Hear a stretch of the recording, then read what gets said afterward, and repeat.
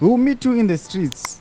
Never ZANU-PF warns SADC protesters. Azvipere musha muZimbabwe zvonzi aiwa ZANU-PF iri kutya yothreatena vanhu opposition kuti aiwa tinosangana mumastreets. Sambe namashoko abuda nyogwa muzara nhasi ndotibva subscribe like kuti on the bell icon.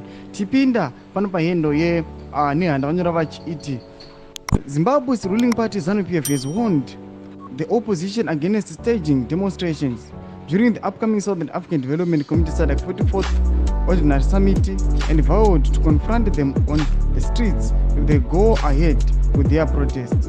Although President Mnangagwa has made it clear that he will not permit any protest during the summit, opposition groups are increasingly determined to organize large-scale demonstrations to register their grievances with the regional board. These government critics believe that Mnangagwa's administration is orchestrating massive human rights abuses, corruption, and economic mismanagement.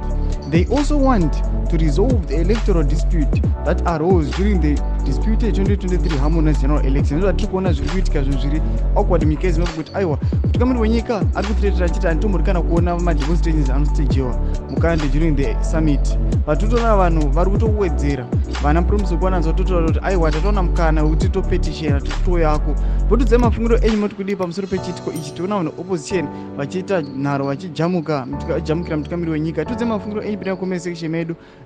Subscribe or like.